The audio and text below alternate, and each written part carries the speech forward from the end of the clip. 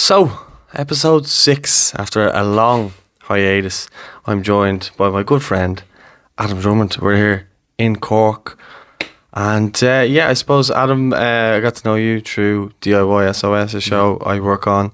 And we can't go into too much detail about the house and stuff like that, but that's obviously how we know each other. Yeah. And we're here now, and I suppose we'll kind of get your story of how you are basically from your younger days to now. I suppose how are you firstly, and then we'll come to how life was when you were young. Thanks for having me on.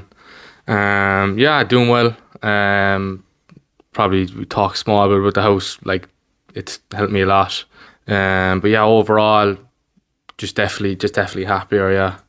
I suppose what was life like growing up for you? Because I'd imagine you were a young kind of athlete and stuff like that. What was life growing up around here, Redemption Road? Yeah. And kind of what was your upbringing like?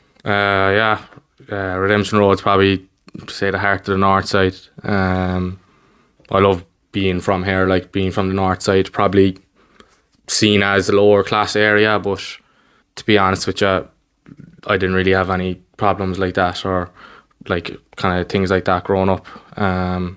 I really enjoyed it. I'm the youngest of 3. My brother is 13 years older. My sister, I think, is 6. So like there was a grand old gap between us. I lived here my whole life, 23 years old now. And when I look back, I think a place like this, a place like the north side, kind of shapes who you are. No matter where I went in life, it was always kind of the, what would you say, like, I'm after the rougher area, maybe. Yeah.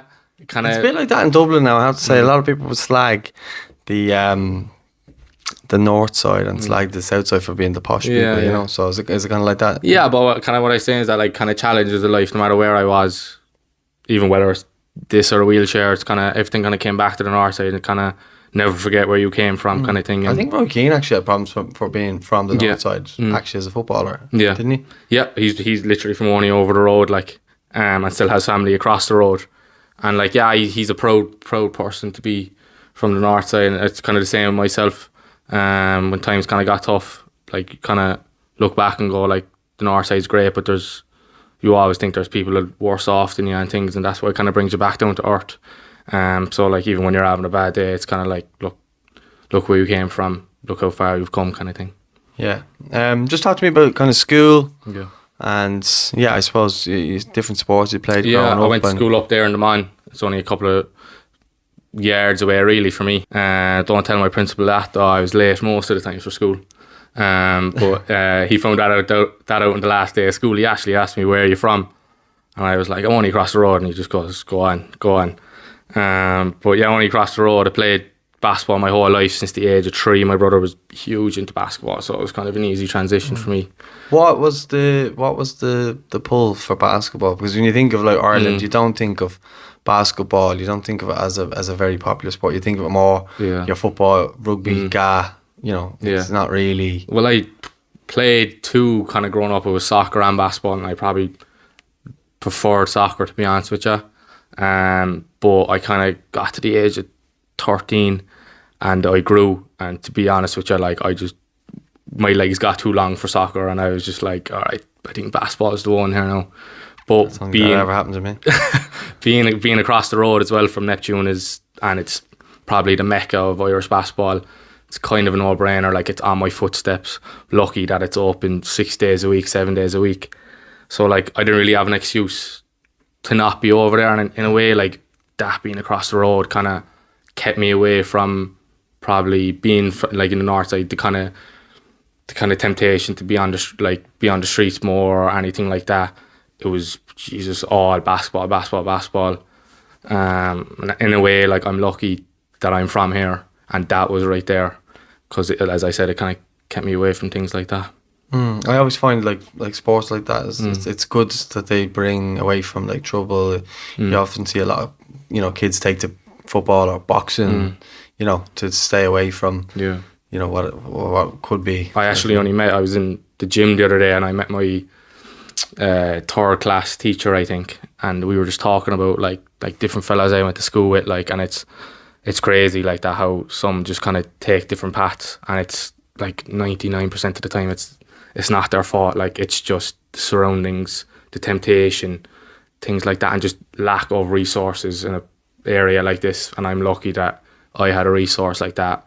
I had the talent, I kind of had the drive, and it kept me away from going down different roads, thankfully. Yeah, but see with the basketball though, because again, I just find it fascinating because it's total. I'm just football mad. Like, I just you know that. Like, I look at people and I'm like, how do you not like football? You know, but I get the basketball thing. Basketball's actually a decent sport to watch. But what was there the pull to it? Like, was it like Michael Jordan? Was he the reason why maybe your brother got involved? Yeah, I'd say no. Like, if I get in trouble for this, but if you ever ask me, like, it's like, who do I don't even like Michael Jordan. It was always LeBron James. That was my era. So like, I would be, since the age of 13, I'd say, staying up till 2-3 in the mornings in the summer. Like, as soon as I finished, we got into our summer holidays, like staying up till that time, watching LeBron and stuff. And in a way, like, kind of, I'm not saying I'm athletically like LeBron James, but he kind of does a bit of everything, and I guess that's the way I kind of used to play basketball. So that was kind of my pull. Then in terms of Neptune, then it was like kind of looking up the fellas that were on the senior team and things like that. And this, when I was growing up, the senior team was brilliant, and as it is now. So I was lucky that like every Saturday I was able to go over and watch the likes of Jordan Noonan or Mick McGinn or some players like that. And like, that was my NBA then as well, like kind of down to kind of real life NBA. Obviously you have your LeBron James and Steph Curry's, but like, realistically we're not going to beat them. So it's like, all right, who can I be now?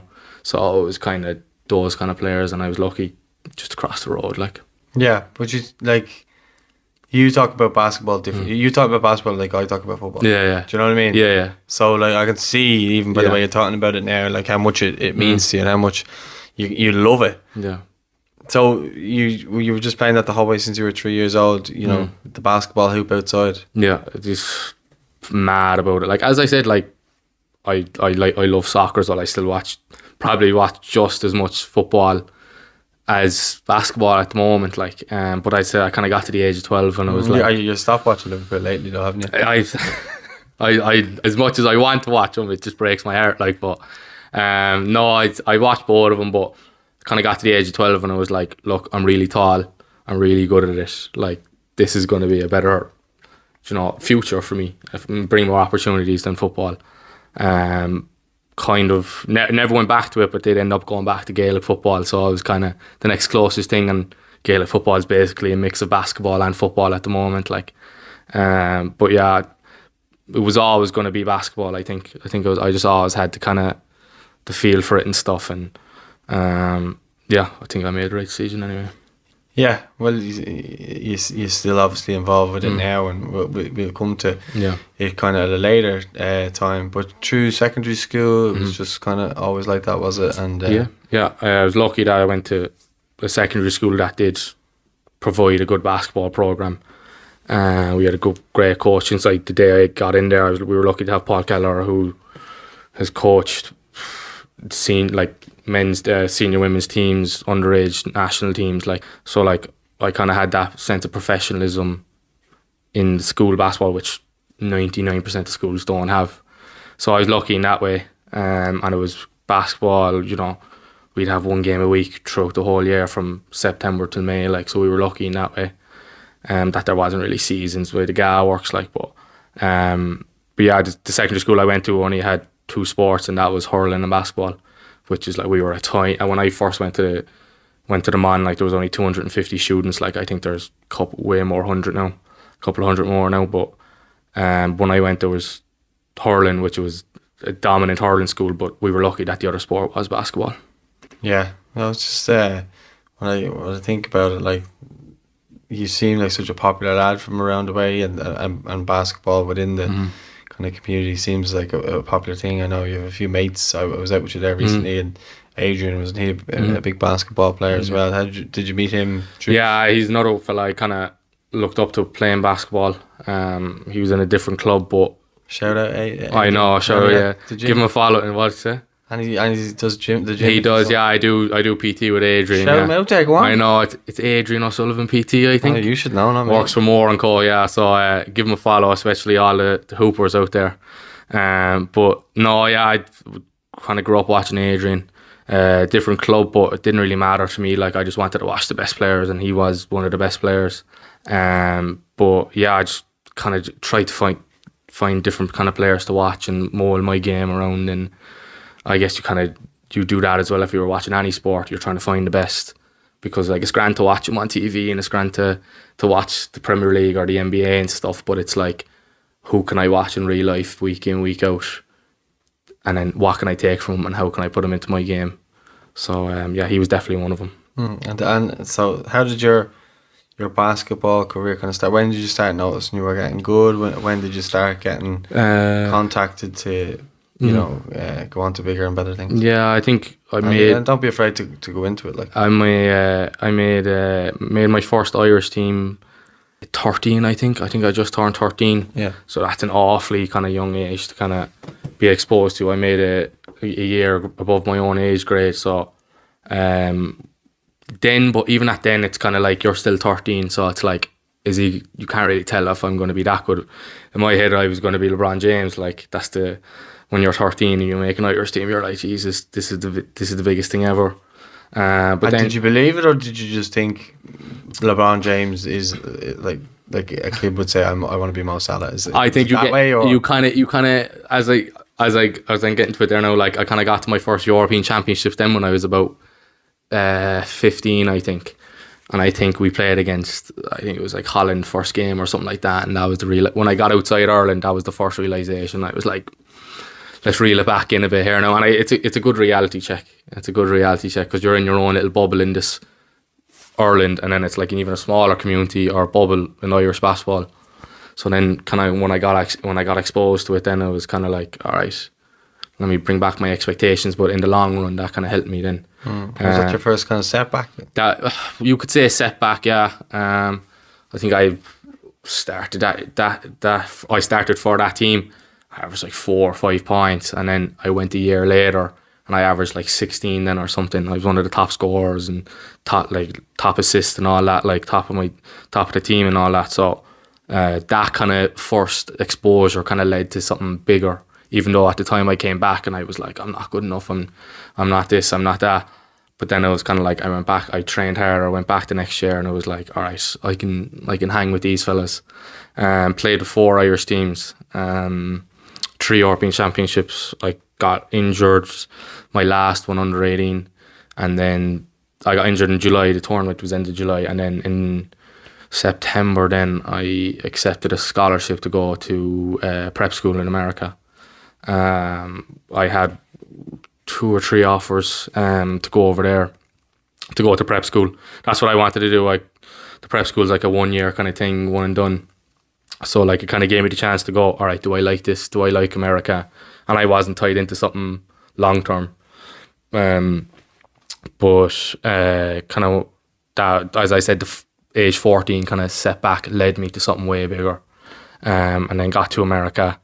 Just how does it work with like scouts or way does that work? Like so, I have no clue. I was lucky enough. It's a lot better now because of social media, and like 99% of games are streamed now. Everything's put up on YouTube live, so it's easier for those coaches to see what's going on over here. But when I was just in kind of that, would you say that transition? I was in the middle of that transition, so I was lucky enough. A coach from my Irish team brought me over to America. It was my first time. He brought me to a camp, and it was actually Steph Curry's college, Davidson College. That's where he brought me, and I only went to the camp just as a regular camper. Like it wasn't invitational, it wasn't anything like that.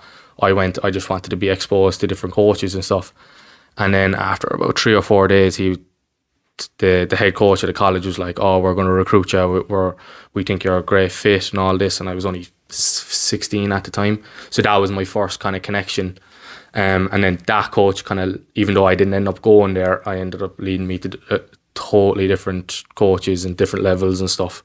So yeah, I was lucky at the time. There wasn't much interest from America in Irish players, so I kind of had to go there and kind of make a name for myself. And I was lucky enough that I did have a coach that did bring me. So, Who was the coach? Paul Kelleher, yeah. He coached me. He was my school coach as well. When I went in at age 12, and I had him for one Irish team at the time. He brought me that summer, so I was very lucky. Yeah, very, very lucky. It's so it's like that you hear that with a lot of footballers as well. In terms of, sorry to keep bringing it back to football, but it's just kind of something that makes kind of a direct link there. Yeah. There's that, with these like coaches and stuff like that, they don't, I suppose, realise how much they're actually helping people out at the time. Yeah. And now, like, would you say he was your biggest influence? I'd say so, yeah. He kind of like was kind of like I wouldn't say father figure, but like kind of like an older kind of brother, kind of guider for me, especially in the basketball kind of scene. And he's done that for a lot of other players, not just me. But yeah, definitely he gave me probably the chance and the platform to go be me and show my skills in America, because that's what I came to him and I was like, look, I want to play in America. I think I'm good enough. And this was before I had the breakout tournament, and he believed in me before I even had that great tournament. So yeah, definitely he's probably one of the, if not the biggest influence on my basketball career. Yeah. So just breakout tournament and representing Ireland and stuff like that must have been huge for you. Yeah, especially at a young age. Like it doesn't matter what sport you play. Putting on the green jersey is, I know it sounds very, very cliche, but it's a great feeling, no matter it's the first time or the last time you do it. It's a special feeling.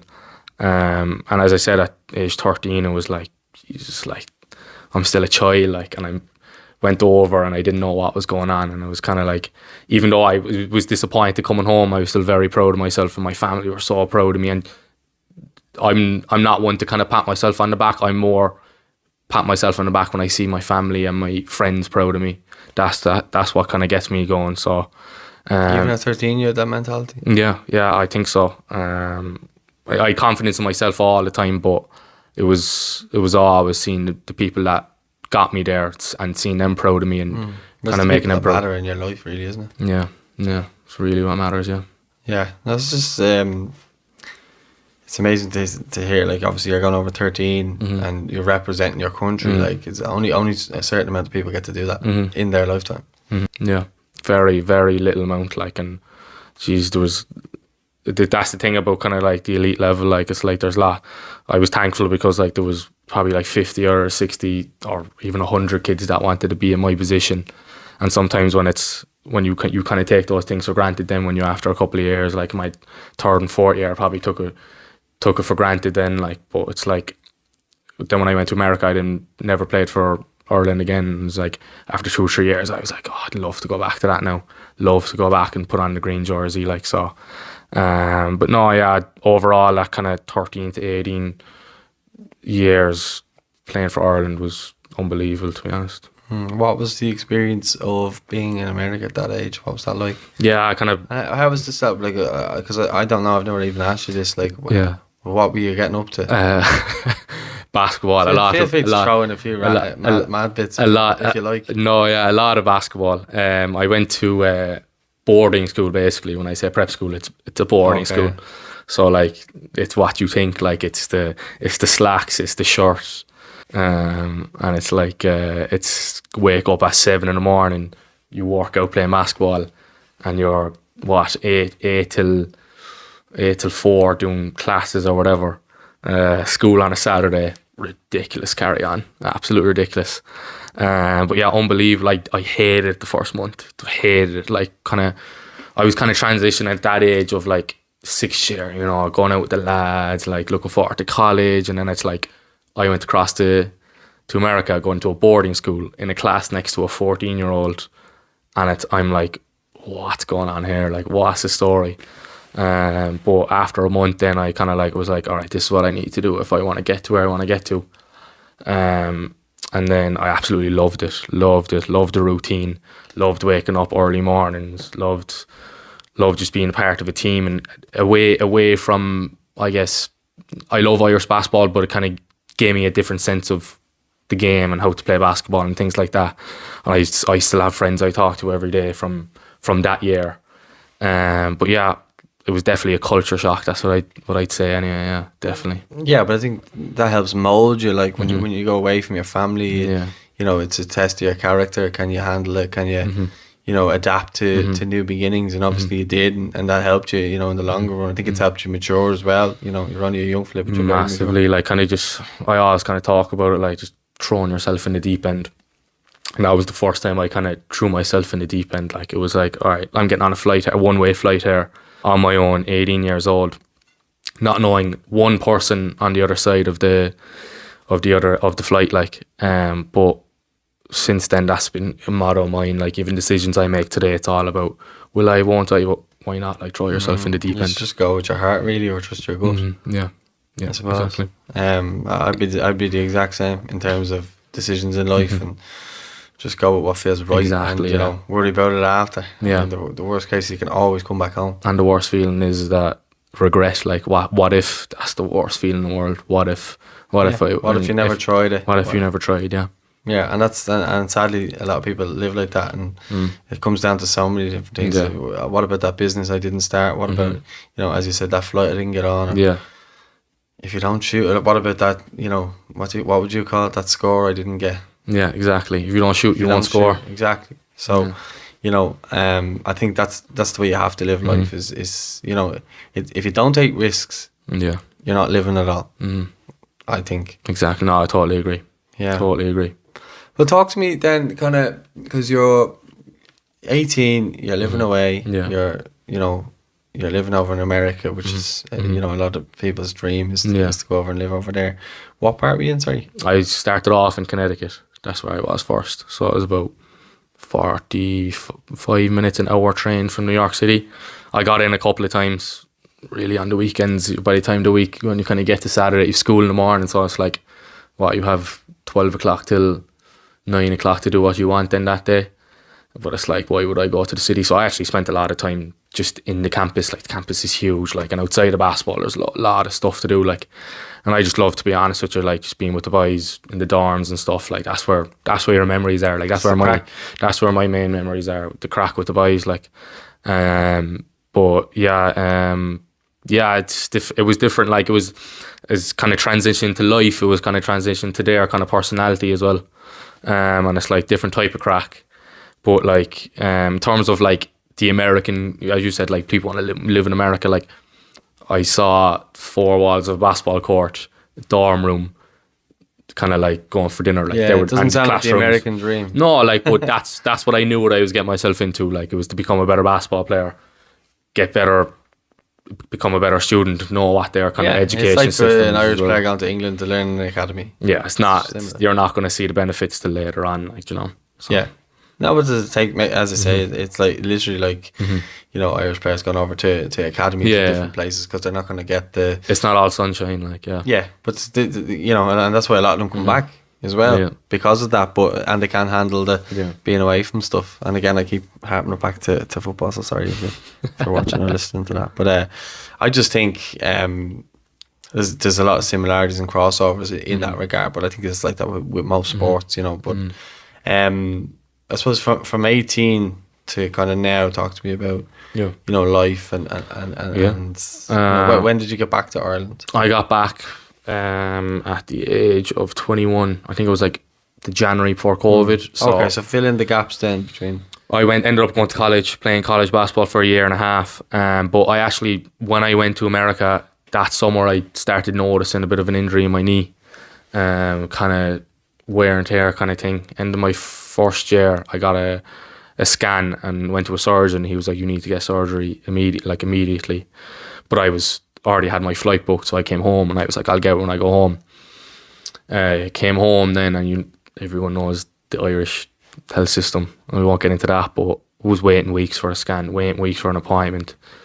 Then finally got one, and then he was like, "Oh, you need to get it." And then I was like, "Well, I'm going back to America next week." So he was like, "Look, you'll be grand for 1 year." Played the 1 year and absolutely shredded my knee up. Like, just made bits of it. Like every time I'd go to play basketball, like I was just kind of like, I don't want to do this. Like, and it was kind of the first time in my career I was like, I don't want to go out and play basketball because one, you're not able to perform at the level you want to, and that's as a fella playing at elite level and a fella who takes pride in his game, not being able to perform at the kind of level you can is hard. It's very hard, and kind of not. I wouldn't say fell out of love with the game, but definitely kind of took a step back from it.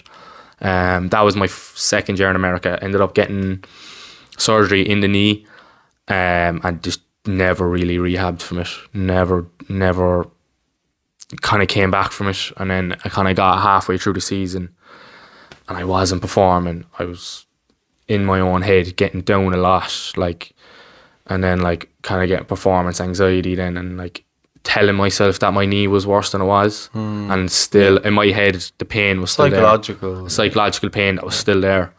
And then I was just like, I need to get out of here, because I wasn't enjoying it. Ended up coming home then in January 2020, so I was 21, no, I was 20 then, and then COVID hit in March. So yeah, that was that kind of timeline.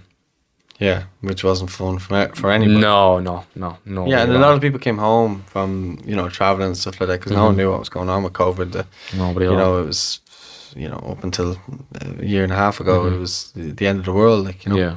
That's what everyone knew about it. Yeah. And it was affecting everybody. Yeah. No. Yeah. Exactly. Yeah. So, just from kind of COVID onwards. Yeah. Were you playing basketball? Nah, there was no basketball at all. Sure, yeah. Let's go. We kind of came back all right. I think COVID was the March, and we trained in the summer then. And then October, then the second wave hit, and then it was like indoor sports, not a hope. Kind of no basketball then. Kind of came around, and then I was just kind of working away in college. Ended up going back to college when I left America. Is this the college you're still in now? Yeah, I'm out in MTU, doing sports and exercise management. I love it, absolutely. I complain about it the most now. Any one of my classmates now are watching this, they'll be skitting like. As much as I complain about it, I actually really like it, because I've in America I did just ordinary business, like, and I appreciate now the kind of sports side of it, sports business. So still out in college, was doing that, working away, was actually kind of in a good kind of came around into the new year, was in a really, really good frame of mind. Like, I was probably the best I was in a while, like, and I was back playing basketball in small bits, kind of working out, gearing up for the new season, looking forward to going back playing with Neptune and things like that. Was really fit, like, the knee was great. And then obviously, something unfortunate happened. Had an accident and then ended up in a wheelchair, paralyzed. Yeah. How did the accident happen? Like, what was, so for people that don't know? Yeah, I just had a fall. Fell from an attic window, and then fell flat in the ground. Broke 3 bones in my spine. But I was lucky that the paralysation was at the lowest point of the break, the lowest one of the breaks. Lucky. I think about it every single day, and it haunts me.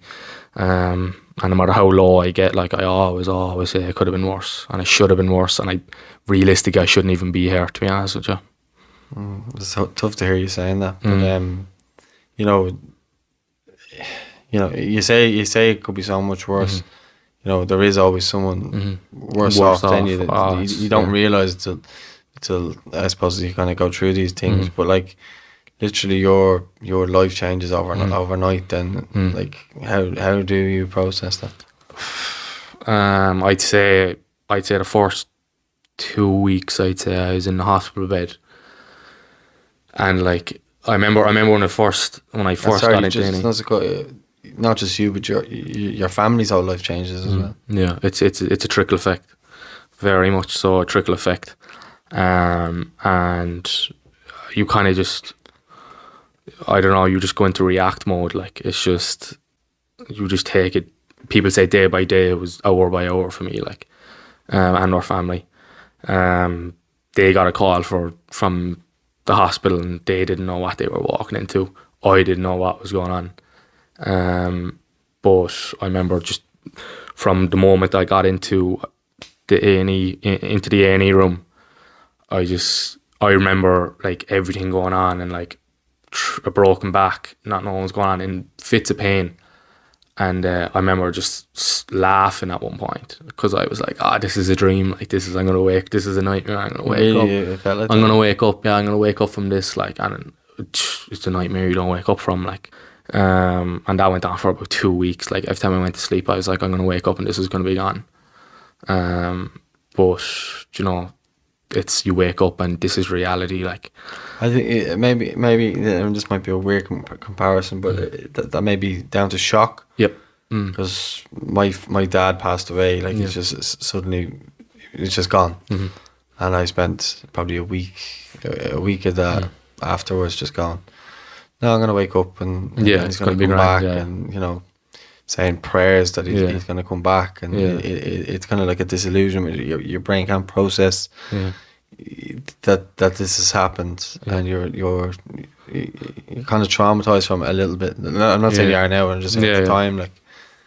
No, it's definitely. I remember when I was in hospital, someone saying it to me. It's a sense of grieving. Like, I know I didn't die, but I lost my legs. I lost the function of my legs, so it's like, it's saying like, all right, goodbye to them, basically. Like, and it's kind of the same with your dad. Like, it's a sense of grieving, and like, some people just go into shock and they're like, this isn't real. Yeah, and I definitely don't want to believe it. I had about 2 weeks, 3 weeks of that where it was just like, this isn't real. Like, every time I'll go to sleep here and I'll be grand. Like, I'll wake up. But just. And sorry, Adam, but how was that then when you woke up and then you couldn't? I'm lucky. I'm very, very lucky that I have a support system. Like, very, very lucky. So like, my circle is so strong, and like, I always kind of say it, like, I went down a deep hole, but I constantly had someone's hand dragging me up. Like, even when days I didn't want to go, like, get out of this hole, like, it was like, nah, not a chance. Not a chance. But it was a dark time, and it's definitely something you don't realise how dark it is until you look back at it.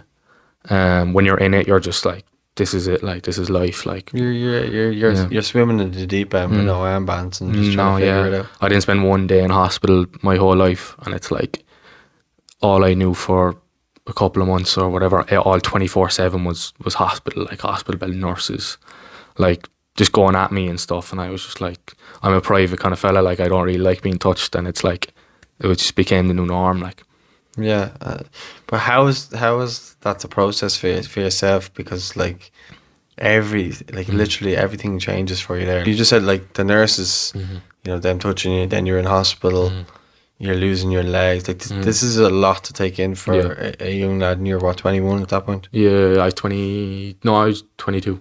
22, yeah. Much fun, big difference. But so in that regard, for you, you know, how was that the process? I know you said you'd people don't like you. It's just fight or flight. You just fight, like, and you don't know what's going on. Like, I remember, like, I talked about it with my mum and dad, or anyone who came into me. Like, they'd come in like, how are you? And I'd be like, oh yeah, like what was the score in the Lakers game or something? This was like a day after I woke up from the surgery. I woke up, my mum came in and was like, gee, like, are you alright? How do you feel? And I, like, first thing I just turned around to her, I goes, did the Lakers win? Like, and she was just like, that's when she knew that, like, I didn't fully know the extent of it. And I think I'm still coming to terms of like what's actually happened. Like, and I'm in a wheelchair, more than likely that this odds are stacked against me for the rest of my life. And still to this day, like, it's probably a good thing that, like, I forget that I'm in a wheelchair, and that's probably the best thing in the world. And I don't know if I ever want to come to terms with it, because, like, for me, it's like, if I come to terms with it, I give up. Do you know, it's that kind of way.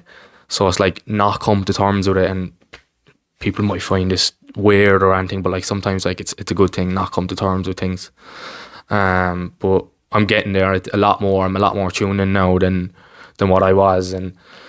But there's definitely times like that, like when I look back to the first couple of weeks, and it was like, what's going on? Like, I couldn't even move. Like, I didn't even know how much I'd be able to do. Like, I knew I still had my arms and stuff, but I'm like, this is the sorest thing ever to move. Like, I couldn't even get out of bed. Like, And at that point, it's like, what's the rest of my life? What's ahead of me? Like, what's ahead of me? And I'm lucky I had one patient who's a family friend when I did get to Dunleary in NRH. He came into me like one of like my very first day, and he was like, "It's going to be all right." Like, and he had a big smile on his face, and like I was like, "How?" Like, and then he left, and I was like, "Do you know what? Like, it's going to be grand. Like, it's going to be all right. As bad as this is, like, I had someone who is striving in life. He has his own business and stuff, and I was like, it's going to be grand. Like, it's going to be grand." Yeah, it's just, you know, it's so much to process for such a young lad who obviously you had aspirations to go on and do something and make a name, and then you obviously had your dreams to go to America and try and fulfill them. And I think I said it to you before when I was working down here, you know, comes a point where your goals can change. You might like want to, like I probably wanted to be a Premier League footballer. It's never going to happen realistically. That's me too, yeah. But in that regard, you know, if you'd have said to me at 21 you'd be running a football page or a YouTube channel interviewing footballers and stuff like that, at 27, yeah, I started seeing that, and then at 28, 29, those things happen. We kind of see those things, but that's what I'm saying. It's never too late for your dreams to kind of change almost, and I definitely think that's a good thing. Yeah, and I think you're starting to kind of realise that now as you're getting that slight bit older. Kind of like, you know, when one door closes, you have to find another door. Like, you have to find another one to open. Like what one am I going to go through now? And I think if my accident never happened, like, where would I be now? Like, would I be doing great things? Like, or would I feel as if being this and being in a wheelchair, and even being this young, being in a wheelchair, I think I can affect and like inspire so many different people, like, and give them hope. Like, I want to be the fella who came into me in a couple of years, like, and be like, everything's going to be all right. Like, this is my life now. This is what I have. This is what I've done. And like, if I'm gonna be anyway like that fella, and if I have the courage or to be in a position to go into a young fella who's like whatever 17, 18, he has an accident, he ends up in a wheelchair, if I'm able to go into his hospital room and go, it's gonna be grand, then that's probably my job done then, do you know? And I don't think if this never happened, I wouldn't have been able to affect people's lives like that. So yeah, definitely a positive that I try and take from it. Like, I'm a believer that everything happens for a reason. And you know, maybe well, the basketball route might not, but still, you can still be involved in basketball. I know you're coaching at the moment and something. We'll probably talk about that later on. But like, you should take a lot of, I suppose, pride and be proud of the fact that so many people look up to you, and so many people look at you as such a strong person, mentality wise, and you're loved by so many people. I know that might be embarrassing to hear, but you are loved by so many people. The amount of times I go out, like, and it's not even out, like, I go out into the street or whatever, or someone comments on one of my posts or something, they're like, you're an inspiration. It's like, I remember someone said it to me the other day, and I was like, why? Like, I'm just being me. Like, it's like I'd be doing myself and my family and my friends an injustice if I didn't try and do these things. Like, if I just, you know, that's why, like, I would have been the fella who would have easily just, my accident happened, I'd be lying in bed all day, and I've had those days. Like, I still have those days. Yeah, but you're human. We all have days like that. It's like even I do. I'd be doing my family, myself an injustice if I didn't get up and try. And that's my kind of motivation sometimes. And I always say, like, I can have one bad day, but I will never ever let myself have a second one. Even on the second day, even if I do feel terrible, I'm still going to get up and do things, because I know at the end of that day, then it's like, it's over with now. Tomorrow's a new day. So you gotta look at it, you know. Just because today's a bad day doesn't mean tomorrow won't be a good day. And I definitely live like that. I can have a bad day and I'll say, you know, well, look, I'm just going to park today. It's not going to get any better. But tomorrow morning, I'm going to get up, I'm going to eat well, go to the gym, or whatever it may be, whatever you go, walks or, you know, out for a stroll somewhere or whatever. You know, just to clear your mind. Or go on a drive or whatever it is. Even like that, like, before my accident, like, even when I had a bad day, like, It was always go for a walk. Now it's like go for a drive, put on music and just go, like, and I'm lucky that I'm able to go drive even when my legs don't work, like. So yeah, that's my thing, like, just to get out, even if it's coaching or whatever, like meet up with one of the lads. It's finding your outlet when you're that down. And I'll tell you, like, staying in bed is the worst thing you can do. It's grand. I've done it. I still do it. Like, I have those days where I just don't want to. I don't want to see anyone. I don't want to talk to anyone. I want to feel sorry for myself, and that's totally fine as well. Yeah, I'm well able to feel sorry for myself, but I'll never, ever, ever try and let it go past one day. Ever. That's my motto. Yeah. But then you obviously look at people like your little nephew Leo and your other nephew, niece and nephew, who you know. Your Uncle Adam, you're the one that they, you know, they look up to and stuff like that. Yeah. So then when you do those things, you know, they probably go, oh, you know, why is Adam in bed? Why won't he play with us? It makes it all worth it. Like. They're always good to have around because they get you up and at it, and you're doing stuff. I know from my own, you know, nieces and nephews that they keep you going. Do you know, it's nice to have those there as well as your family members. You know what I mean? Life's so serious. Like it's so serious and. Every like even sports, like we take it way too seriously, and then it's kind of like you come home and then you see them, the smile on their face, and they're like they're on about like they're. But just in awe of your presence. I went to a game, and I don't know if you want me to talk about this, but I went to a wheelchair basketball game with you to watch it the other week, and your whole family were there in awe of watching you on the sideline. Yeah. You probably weren't aware of it, but I definitely was, and even the kids and everything like that, and they were all just sitting there watching you. Which is amazing, you know what I mean? To have your whole family there, including your granny, shout out Nanny Lena. I know. To have her there as well as obviously your parents, your sister, your brother, your nieces and your nephews, or so your niece and your nephews, and to have them there must be, you know, you spoke earlier about, you know, having those people there, you know, who you want to make proud, and they're there at those things. I think it was kind of like, for all of us, it was kind of like a milestone thing, and I think they've been through it just as much as me. Like, I went through the physical side, but we all went through the mental side of it, and I think it was probably about 15 months removed later on from my accident, like, and I think like just seeing me back on a basketball court playing basketball, whether it's sitting down, like, doesn't matter, it's still basketball, doing what I love, like, I think it was just a bit of a milestone kind of thing. And it was important for me to have all my family there. And there was lots more. There was friends and stuff. It was my own fault. Like, I got killed by loads of people for not telling them that I had a game. Like, but anyone. I only knew by fluke. Yes, and anyone that knows me knows that I don't really, you know, expose myself like that. I wanted my family to be there, and after that, then it was like anyone who wanted to come. But just having them there and seeing the people that went through with me was. Afterwards, I kind of got home and I was like, "That's a milestone there now. Like that's the check off the bucket list." It was worth a few Guinness we had on it. Yeah, I know. We definitely celebrated it. Yeah. So like when I look at it, like how has that transition been from, you know, you go from playing basketball, now you're doing the wheelchair basketball, but you're also, you know, I think. I kind of touched on it earlier, and you think about it. Maybe what you learnt in America and stuff like that, and now you're coaching. You're bringing that experience back to give to other people, which in some people's eyes could be invaluable.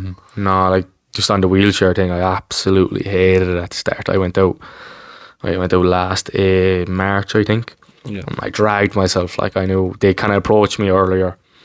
And they were like, come out to us. And I was like, no, I don't want to. Because it was a bit of I think it was still an open wound kind of thing. Like, kind of coming to terms that I won't be able to play running basketball, like the standing up basketball anymore. And I went out and... You probably, in ignorance, you probably looked down on it without... 100%. 100%. And it was definitely a kind of like... I don't want to say like I'm a better than this kind of thing, but it was that kind of feeling. You felt you were above it at the time. Yeah, and then I'd say that was about 50%. The other 50% was probably because I was absolutely abysmal at it, shocking. Like, and like when you go from being like the top of your game, one of the best players on the court, to a fella who's like being picked on for not being able to move the chair and like having air balls and this, not being able to control it, like that was the kind of two different things. And then I was asked to play with the under-23 Irish team this summer. And I was like, I don't know how will I do it, and they were like, please come. I was like, look, I'm shocked, and they were like, look, it'll change, I'm telling you now, like it'll be the best thing ever for you. And it absolutely was. Again, throwing myself into the deep end, absolutely. And that was probably the biggest deep end I ever jumped into in my life, going over there playing against like international competition, but like where I wasn't great. Sorry, Adam, just talk to me about that first game and your feelings after that game, because obviously you must have been feeling very shit if you couldn't do things the way you wanted. No, yeah, Jesus, I didn't know what was going on. And why I want to ask you that is because I want to how you switch that to then turn that into I'm gonna get again. It kind of goes back to the earlier story when I was 13. Like I was absolutely terrible, but this time I knew that it was going to lead to something better, because the last time it did, and I was shocking. Absolutely didn't know what was going on, and kind of came back then in the summer, and it was getting a bit stronger and stuff. Shout out to Adrian. Getting a bit stronger and stuff, and kind of just a couple of training. I think I went a couple of weeks in a row, like didn't miss anything, and then like kind of the first game then with the Rebel Wheelers, where all my family were there afterwards, and I had like 15 points or whatever, and I was just kind of like, look, I'm not that bad, like I'm my biggest critic, like, but yeah, I guess that was the kind of switch that flipped. But this time I knew that it was going to lead to something better. But no, I'm still not great. I'm still shocking on defense and things like that. But I guess shooting the basketball and having the basketball skills was always going to be my favour. Yeah, but what I like about you, you're vocal on the court, and you're positive as well in terms of your teammates and stuff like that. Like it's not just shouting for the sake of shouting. It's where to be, what to do, but you're doing it quickly. Yeah, sometimes that can be taken, with some people think you're just shouting. I do on a football pitch. People are like, why you it can be your tone of voice, without even meaning it. But you're just trying to say something, short and sharp. But you've only got a couple of seconds to do it. You're also like probably panting as well, like out of breath. Like. Exactly. So I think I can definitely see by watching that time that your teammates love you as well. But the way you flip that mentality now, I mean. You're doing it how long? A year, maybe? No, April. That's when I started. In April. It'll be a year playing wheelchair basketball in April. So that's February. You'd say February, March. So that's not that long. Yeah. So you're gonna keep improving. Yeah. Do you know what I mean? You're gonna get stronger. And I'm still young as well. Like I remember, like there was fellas I was playing against last week, like in their 50s and 60s playing, and that's unbelievable. And they can be nasty sport. I see the way they catch the there's a lot of finger stuck. It looks but that's been happening. I've had a couple of purple fingers, like, but I'm soft out though. Like, do you know, and all my friends will say that, my ex teammates and coaches, like I'm soft out. But no, it's definitely aggressive, like, and it's very competitive, competitive. I saw that day. I was like, I wouldn't fancy that. No. And then people clashing with the shins. I was like, Jesus Christ. No, leave it off. It's grand. I don't feel it anyway. It's all on. Yeah, it just looks really painful though. But but I look at your mentality for everything. Just seems to be fuck it. Let's just do it and let's get on with it. Yeah. And that, I think that's what gets you out of bed every day to be better than you were yesterday. Yeah. Yeah, and as I said, like it's having people around you, like, and I'm so lucky. Like there's a lot of great people out there with great mentalities who don't have a support system like I do. So like it was actually easier for me. And I was lucky in that way, but it's just, as I said, like kind of throwing yourself in the deep end, not letting yourself have a second bad day, like, just kind of cut it at one, are the kind of things that kind of keep me going. Like, obviously I have a bit of a competitive streak in me, like, where it's like someone tells me no, I'm going to prove them that they were wrong, like, and that's in life now, to be honest with you. But I don't know, I just feel as if since my accident as well, like, I've just become a lot more like nothing is kind of granted in life. Like, your life will change tomorrow. It possibly will. Like, it'll change in an hour, like, or a split second. So it's just kind of like, if I want to do something, I don't really care what people think. Do you know what I mean? I think that's something I've kind of learned, that like if you're happy doing something, do it. And if that's what you want to do it. Like, But the only people that are ever going to give you a hard time for doing something you like is people that hate themselves. So Yeah. I think anyone who maybe watch that, or trolls who give abuse online, they've got the problem within themselves, and that's why they're going. You never met a happy person going around saying stuff online about people. No. It goes back to that Ricky Gervais line where he says, you know, I think he was on the True Geordie podcast and he spoke about going down the road and he goes, you're not gonna, and some fella covered in shit jumps out of a bin and shouts wanker. You're not really gonna pay any attention to him, so why would you do it online? Why you do it online? Like, yeah. So it is a funny analogy when you think of it that way, but it is true. Like, if some arsehole's going to go down the road and he's going to say something to you, the likelihood is you'll just cross the road and you won't bother with them. So why would you bother giving them a reaction? I was a very, very sensitive person before my accident. Like, very, like, couldn't be slag. Like, I could be slag, but like, I was like, was he being serious kind of thing there now? And it's like, when something like this happens, overthinking more than yeah, but like when something like this happens to you, like, and I learned that when I went to my first wheelchair basketball training, it's like, you leave your feelings at the door. Like, life's too short to take it seriously all the time. All the time. And obviously, there's people who, I go on nights out and there's people who step over the line when it comes to things like that. But like, you should hear like my friends, and especially with the wheelchair lads, like there's no limits. Like, and I think that like, if I kind of was sensitive, I think it would be uncomfortable for people around me, things like that. So like, I'm easy going, like, I'm in a wheelchair, yeah, I can take, like, slag it away, like, do you know what I mean? I'll give it back to you, don't worry. But like, that's definitely something that I kind of, I think it's definitely a good thing, a positive thing that I've been able to do since my accident. Yeah. And so the coaching, like, did you foresee that as something you were going to do anyway? Were you coaching younger teams, maybe, I suppose, before the accident? Or? Here and there, like more kind of focused on just playing away myself. Yeah, because you're still only very young anyway. But like the wheelchair basketball, like, I think it's an easy transition. Like, you know, you're not able to play the game again, so what's the next best thing? Wheelchair basketball. What's after that? Coaching. So it's like, it was an easy transition for me. Last year I helped out with Paul Keller, who I've mentioned before. Yeah. Shout out, Paul. Yeah, I know he's getting a lot of them, but I kind of sat on the bench with him, and he's one of the best coaches in Ireland, and I kind of picked up a lot from him. Kind of stood back, kind of role, just kind of, all right, what's he doing? What does he do here? And then at the end, in the summer, then Neptune, the committee came to me and asked me did I want to take the under-20s team. So again, throw myself in the deep end. I came back and I was like, will I do it? Will I not do it? And I was like, I'd be doing myself injustice, and I'd be a hypocrite if I didn't take it. Because why not? Like, it's, if I get it all wrong, or if I'm terrible at it, I'll know then. I'm only 23. But no, I think I'm doing an alright job. I think they're a great bunch of lads. Very, very like helpful with me, and very like, you know, they trust me. They know what I've done. They know what I've won things with the club. Like, so they want to learn. But in terms of being a good player and being a good coach, two totally different things. You don't have to be a good player. Be a good player to be a good coach, and vice versa. Jose Mourinho. Yeah, and they're two totally different things. Because when I played, there was a lot of you're given tactics going out there, but like you're thinking about yourself, and like you're kind of playing unconsciously for 40 minutes as a coach. You're consciously every single possession, and like I'd come out of it absolutely exhausted. But no, I'm enjoying it. It was tough at the start, and it still is. Like, there's going to be tough times, but I like it. Like, I really do like it. Yeah.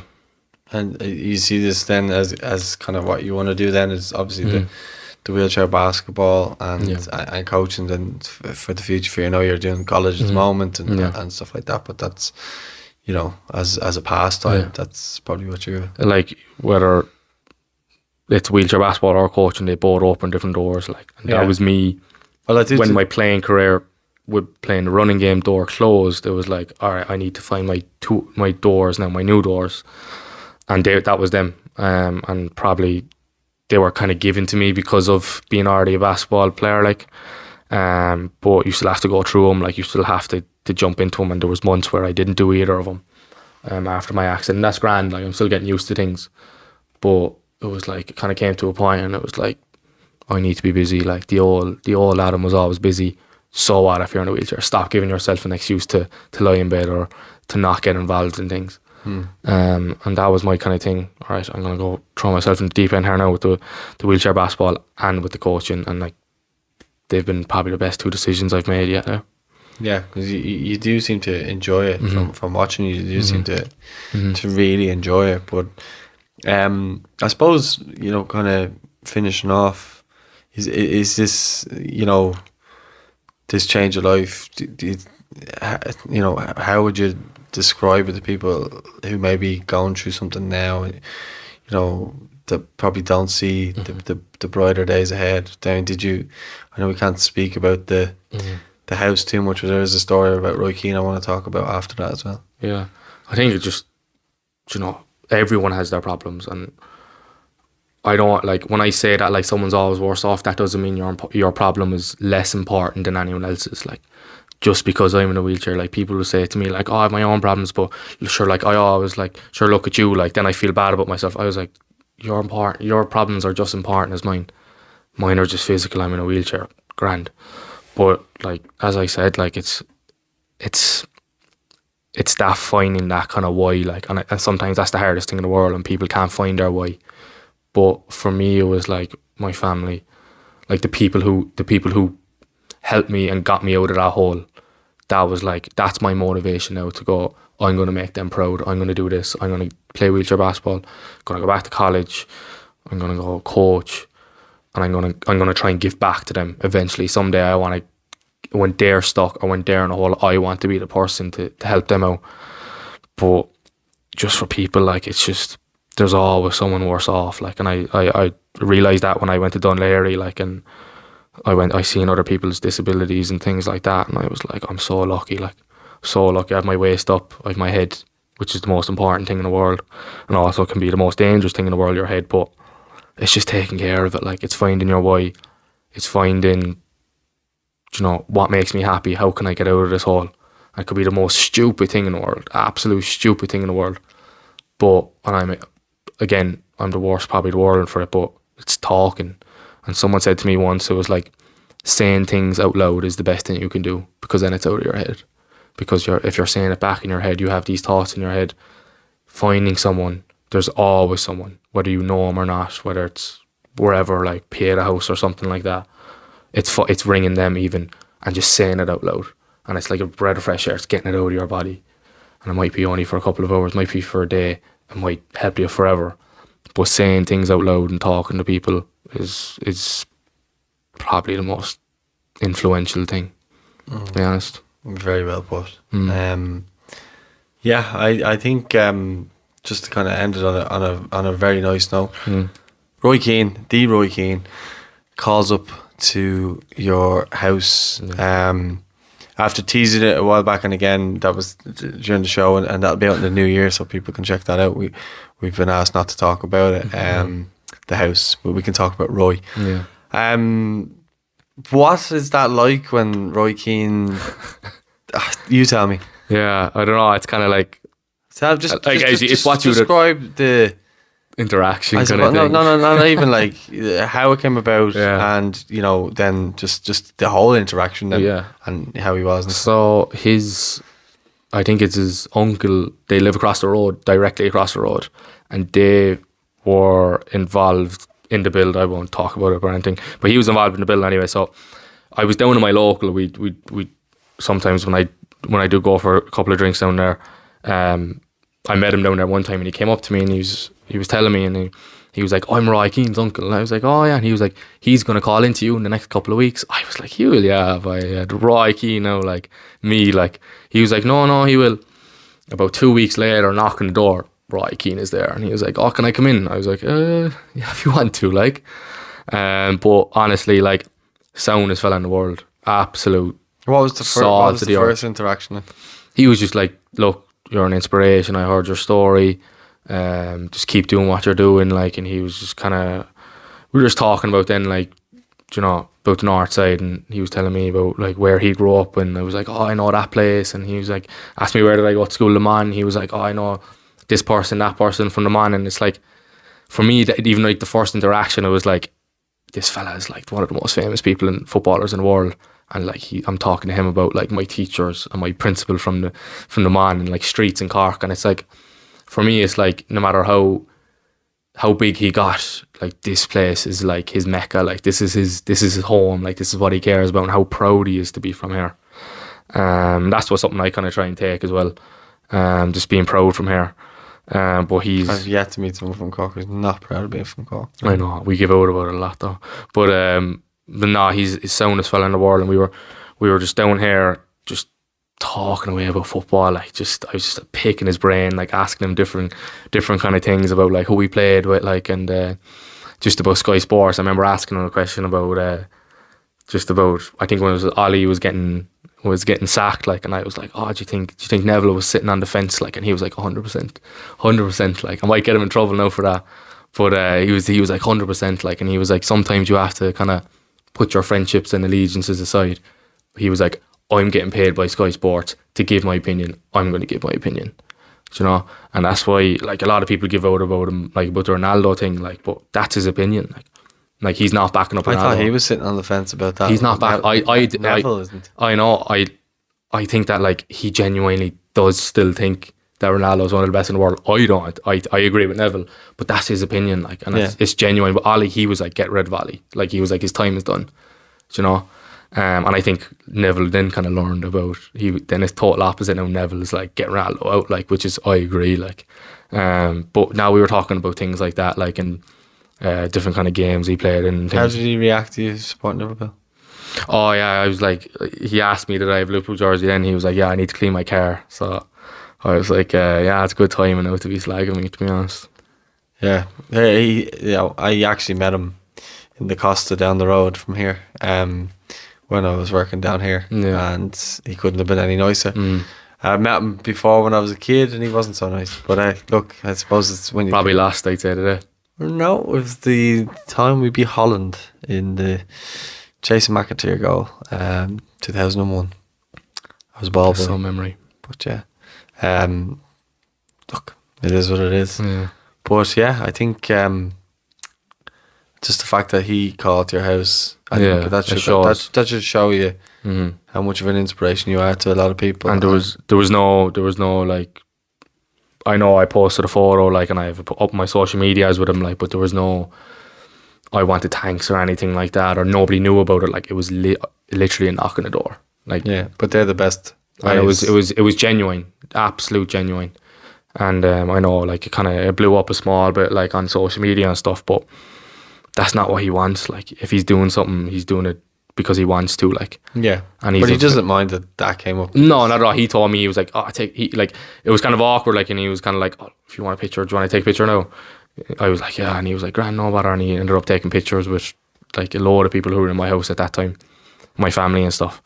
But like, you'd see him giving out about things like that, but I think it has to be in the right moment. If you're not having a conversation with someone, you just go over and start pushing your phone in the face, or like throwing a phone in his face. Like, that's not what he's a human being, like, and if he doesn't like that, he doesn't like that. It shouldn't matter what platform he's on or whatever. Like, if that's his personality, like, don't do it. Like, just ask him, and if he says no, then it's not personal. He doesn't know you, like, you know. Yeah, exactly. Well, just to finish off on, you're doing a bit of walking, up in DCU. Yeah. You're coming along with Adrian, shout out again, in the gym. Yeah. So how's that going? That'll be my last question. My brother had a contact in DCU, and they have a program up there, exoskeleton. I actually think it was on RT last week.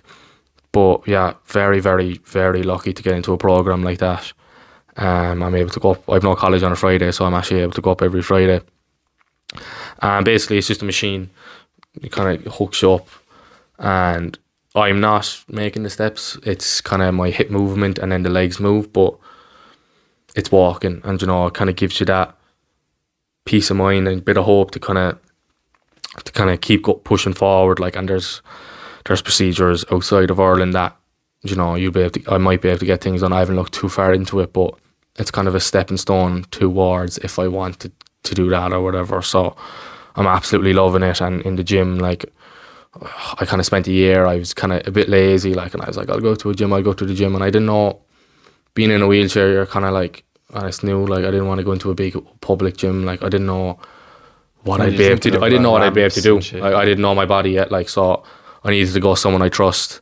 I went out to Adrian, out in Moore and Co, and they've just been absolutely unbelievable. Like, just, I'm learning, he's learning, and like, that's the relationship it is. Like, he pushes me. Like, I don't have a day off. Like, I don't take any reps off, but he pushes me, and he knows that's what I want. I told him from day one. I was like, I'll stop this if I think you're going too soft. I mean, he was like, don't worry about it.